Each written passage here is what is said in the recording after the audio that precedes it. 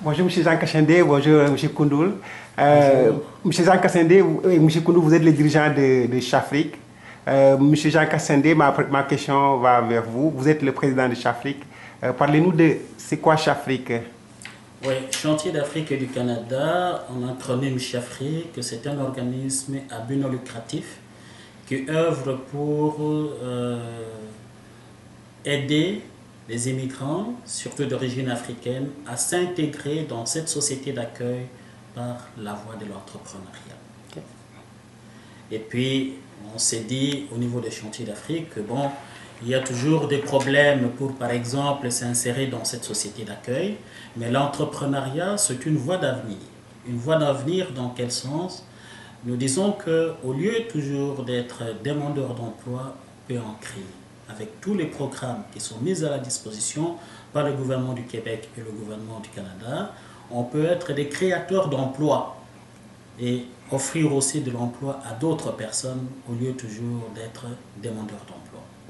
Avec ça, nous avons organisé en 2002 un forum pour faire le diagnostic des difficultés que connaissent les Africains pour mieux s'intégrer ici. Mais c'est de ces diagnostics que nous avons trouvé que l'entrepreneuriat pouvait être une voie d'avenir. Et avec ça, nous avons même fait une publication. Et de cette publication, il y a eu les mesures que le gouvernement du Québec, à travers son ministère du Développement économique, de l'innovation et de l'exportation, a dû lancer un concours pour trouver des interfaces qui pouvaient encadrer les immigrants noirs à s'intégrer dans la société d'accueil. Okay. Et après concours, Chantier d'Afrique du Canada a été lauréat à ces concours-là pour soutenir les jeunes Africains noirs francophones à mieux s'intégrer au Québec. Okay. Avec ces mesures, c'est ce qui a fait que ça fait à peu près 2 ans qu'on est dans la sensibilisation et dans l'encadrement des entrepreneurs africains. Okay. Et dans cette sensibilisation et l'encadrement, nous prenons le volet, dans l'encadrement, nous prenons le volet encadrement de plans d'affaires. Dans les plans d'affaires, parce que pour la plupart des gens, pour la plupart de nous Africains, on croit que son projet, on a toujours ça dans sa tête, de peur que l'autre ne puisse pirater tes idées pour aller reproduire le même projet. Mais quand tu as ton projet dans ta tête, là, aucun bailleur de fonds ne va te croire. Parce que le bailleur de fonds, il faut qu'il voit les documents, et c'est ça la culture entrepreneuriale au Québec, il faut qu'il voit les documents et tu dois être en mesure de le convaincre, parce que si il accepte de participer avec vous dans le risque de cette aventure entrepreneuriale, il faudra aussi qu'il soit convaincu pour embarquer dans votre aventure. Okay. Et pour être convaincu, vous devez réaliser votre plan d'affaires.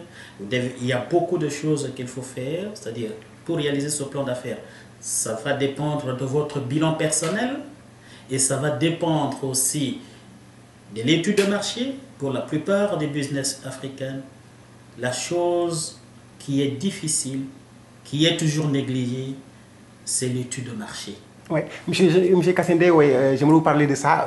En fait, depuis la création de Chafrique, je pense qu'il y a à peu près une dizaine d'années, 2001 je crois, est-ce que vous avez une idée de combien de personnes vous avez aidé dans les projets, dans l'initiation de projets? Bon, dans l'initiation des projets, parce que vous savez, il y a beaucoup de gens qui viennent pour solliciter notre soutien, mais ce n'est pas Chantier d'Afrique qui va réaliser le projet pour la personne. Parce que très souvent, quand par exemple le conseiller qui encadre les gens, M. Koundoul, pour la réalisation des plans d'affaires, on vous donne un devoir et vous disparaissez dans la nature, ce n'est pas notre responsabilité. Parce que vous devez, pour être entrepreneur, vous devez rêver déjà votre business. Alors, pour répondre justement à votre question sur le nombre de personnes, il faut comprendre que la mesure qui a été mise en place d'une façon systématique n'a eu lieu qu'en 2007 ou 2008 Mi-2007. Mi-2007, et ça n'a été exécutoire qu'en 2008. Parce qu'il y a le temps pour la mise en place Et pour que ça soit exécutoire, il a fallu attendre début 2008, c'est-à-dire fin 2007. Donc, avec ça, la mission, c'était plus de sensibiliser pour que les Africains et migrants que nous sommes, nous puissions prendre place dans cette société et les sensibiliser.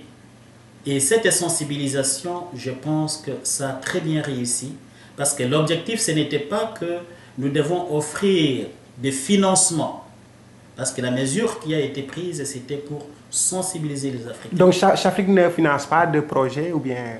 Chafrique, comme organisme interface, ne finance pas directement des projets. Okay. Mais Chafrique est l'interface pour encadrer ceux-là qui veulent mettre leurs rêves prémonitoires sur papier.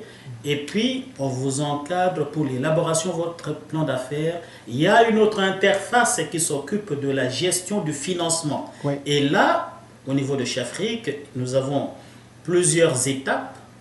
Une fois que le projet est déjà finalisé avec les conseillers, il y a une étape où nous faisons la présélection au niveau des chantiers d'Afrique. Après la présélection, on vous envoie au niveau de fonds.